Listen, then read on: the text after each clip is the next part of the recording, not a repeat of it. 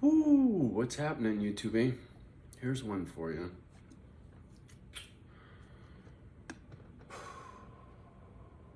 Taking a break in the action, killing some coffee. Fuck time is it? A little after 1 o'clock in the afternoon. And the tube's on, but I don't have any volume on. And I was just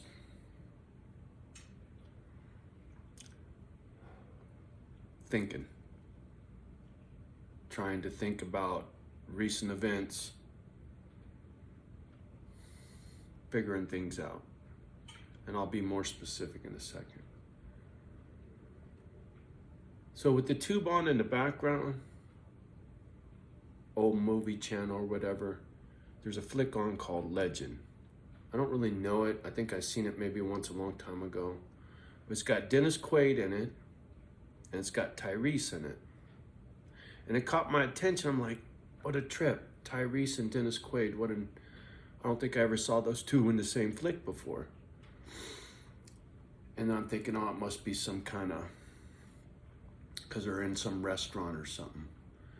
So anyway, as I'm daydreaming, drinking my coffee, looking at Dennis Quaid, I was like, man, he looks like shit in this movie. Homie had seen better days, right? And this flick is 2010. So anyway, it got me thinking about another movie that he was in a long time ago when he was much younger, right? A younger Dennis Quaid. And I'm gonna link this movie down below. It's called Enemy Mine. And man, when I saw Enemy Mine when I was a kid, it touched me then. It did. It choked me up, brought me to tears, and I was a kid, man. I don't know. Yeah, you'll have to look at the date when the movie came out and figure it out for your damn self how old I must have been when I saw it. Anyway, I tried looking it up. You got to pay for it, right? They won't let you watch it for free. But I tagged a trailer, there you go, for the movie. So you'll get the gist of it. And the long and the short, if you've never seen it, Enemy Mine is about Dennis Quaid and Lou Gossett Jr., I think, if I got that right. And Dennis Quaid is an astronaut and Lou Gossett Jr. is an alien. And I know this is gonna sound crazy or whatever, but just hear me out. They end up stranded on this fucking planet trying to kill each other, and then they end up being friends. And then the alien has a baby, and Dennis Quaid has to raise this alien's baby because the alien dies, and he's got to take over being Papa, right?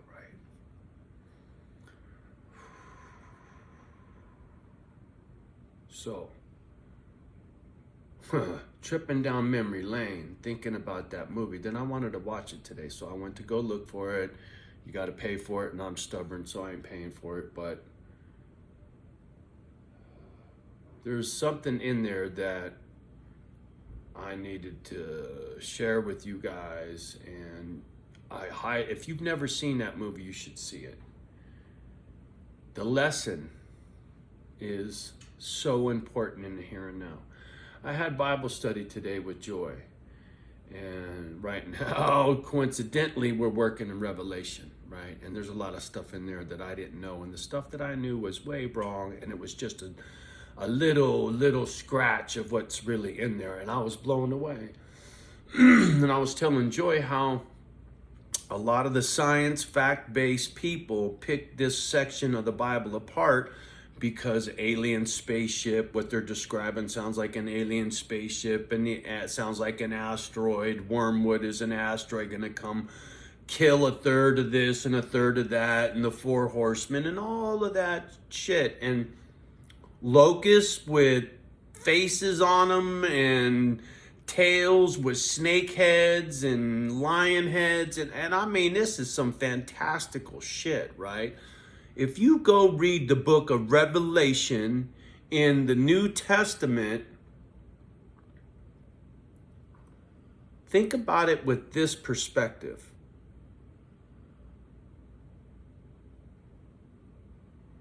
Where did he get those ideas? He never seen a science fiction movie, never seen a spaceship or an alien or none of that kind of shit that we're used to seeing in a movie theater, right? You're talking 2,000 years ago, homie. Where did he get the idea what he wrote in the Bible? Whoever wrote whatever part of the Bible, but this particular part that I'm talking about in Revelation, I think Joy was saying it was written by John. And he was having a vision, right? Hallucination, vision. Call it what you want, but what he wrote down in his notes, which ended up in the Bible, which everybody, it's gospel, right? But what he's describing, the science nerds get picking it apart. Just like an enemy mine, you could pick apart the movie, but what the fuck does it make you feel? You know, the thing what I was telling Joy is, I was very much a science guy, right? I need facts, I need proof. The rest of your BS is just BS to me, right? Show me. Let me give you an example. Some months ago, weeks ago, I don't remember, whatever it was, when we finished Bible study, Joy goes, Johnny, what do you need a prayer for? She says, a prayer for me. Joy, what do you need a prayer for? And I say a prayer for her. One of those exchanges, I said, I want to meet God, right? I want to have my aha moment with the Creator so that I can have more faith, right? So that I can be closer or know that it's more real, because I'm stuck on science, like 9/11. What happened on 9/11? Look at the science. Quit smoking opium. See, now I'm gonna put the spin the other way around. I've been on the science my whole life, wasn't smoking no opium, but you know what happened on my way to the store? I met God. Joy said that prayer for me, and it didn't dawn on me till today how the prayer was answered, but not like I was thinking, right? Like, you know, some angel come down and glowing and woo, fuck, whoa, that was God, right? No, you know what he did? In a chain of events, got me jonesing. I wasn't out looking for a Harley. A chain of events got me jonesing to get back in the wind on a Harley, which put me on a hunt for a specific bike, which led me down a path to one certain motorcycle that, out of all the other nonsense, it just turned out to be the one where I'm having a conversation with a guy,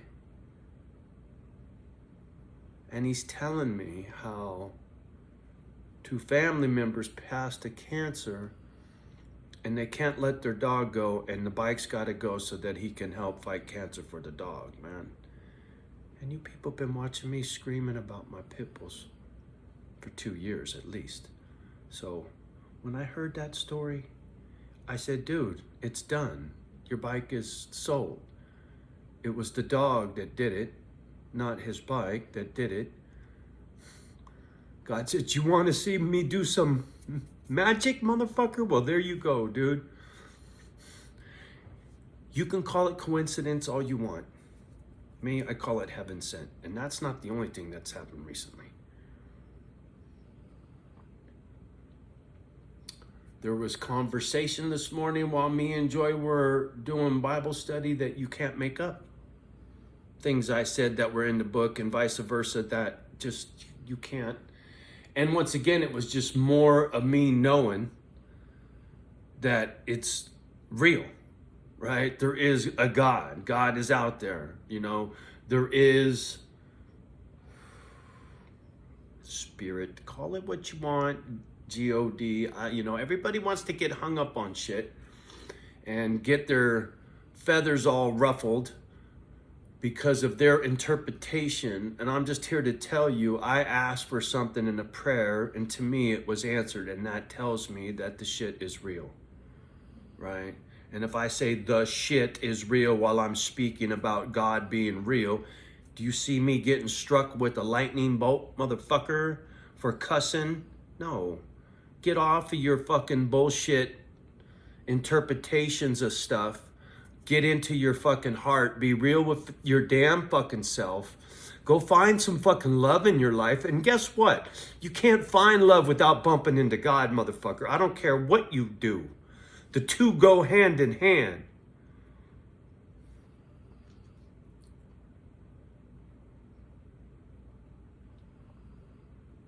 After that, I really don't have too much to say, man. I think that speaks for itself. These words aren't even mine.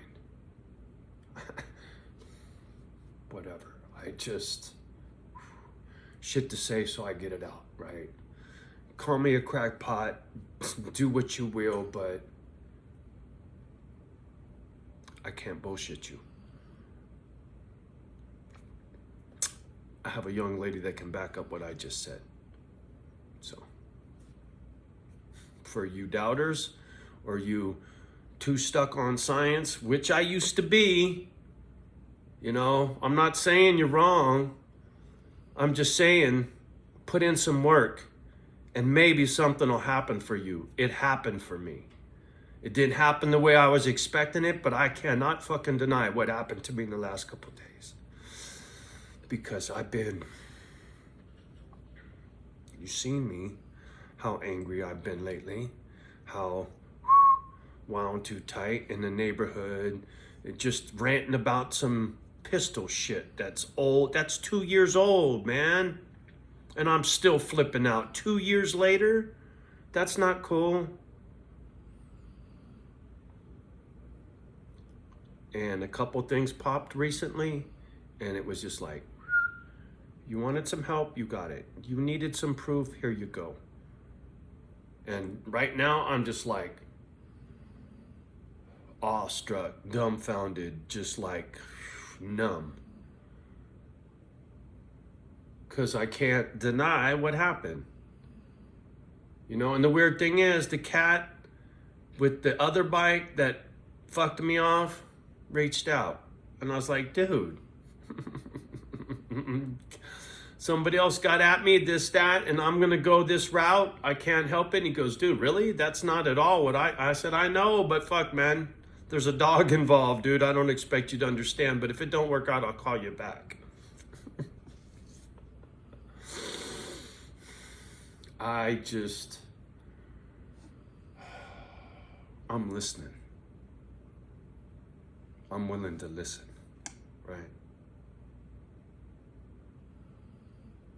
I'm not thumping on a Bible, and I'm not telling you what to do, and I'm not your daddy. And I'm no fan of a church of any sort. I'm looking for answers in here. What's real to me? And what happened to me recently was real. Physically real. I met a man with a pit bull with cancer. I'm giving him money that's going to help his dog with cancer. Do you understand? How is that not heaven sent? How is God's hand not involved in that? How the fuck can you call that a coincidence, motherfucker? Please. N-bomb. Yeah. I'm preaching God with the N-bomb, fool. Because I can. Because I feel it that way. Because it works that way for me. Because I can love God any way I want to. So can you. That's my point. You don't have to be uptight about some shit, man. Go get you some God, because you'll find some love, homie. I'm working on it, trust me. Because I'm about down to zero, right? With humans in my life. Like Joy, right, at the end of our fucking Bible study, like I said, Johnny, what do you need a prayer for today? I said, Joy, I need a woman in my life. I need an old lady, right? I need someone to talk to. And I said, no, you know what? I need more than that. I need a friend. I go, fuck, I got nobody, man. I go, you're busy. You and I, we hook up and do Bible study once a week if we're lucky. And I'm grateful as all can get out for that. And same for Dave Dog, right? Him and I will chat it up every once in a while, but fuck, most of the time I don't fuck with homie because he's way too fucking busy. I don't want to distract him from his shit, right? But I got nobody to just fucking chop it up with on a regular. And I need that, right? Fucking, I need that. So I said, Joy, there you go. Pray Johnny gets some. Anyway, I had to share this, man. It's too important to keep to myself. And if it's for you, great. And if it ain't, well, hey, peace be with you, homie.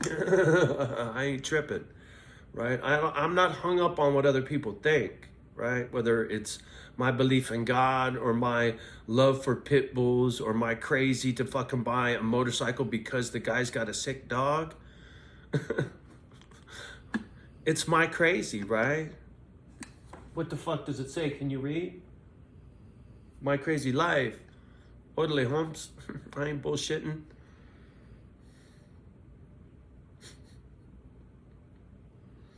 You want to look up something funny? I don't know if you could even find anything on it. This would have been 1970. Wasn't Kennedy in 76? Somewhere around 75, 6, 7. Somewhere right in there. Was a kid riding a bicycle. Went to the Fair Oaks Community Center on Middlefield Road in Redwood City and went to my first lowrider hop.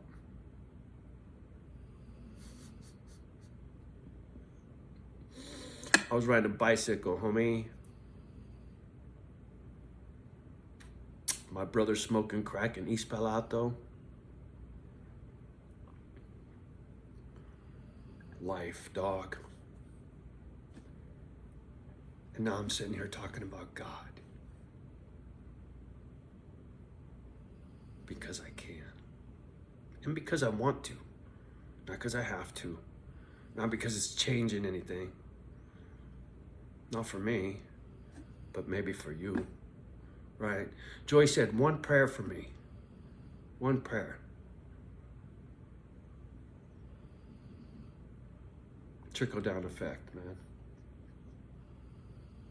Eric, one of our family members, man. Love you, dog. We were just talking about you. Homie was struggling, train wreck, this, that. Homie found himself a little church and he's getting some loving from some good Bible thumping folk, right? I love that, Eric, man. I am so happy for you, homie. I am so proud of you. Fuck, I ain't even met this guy. It touches my heart. We've never even shook hands. Tell me that ain't God. Fuck you. Anyway, yeah, go get you some God.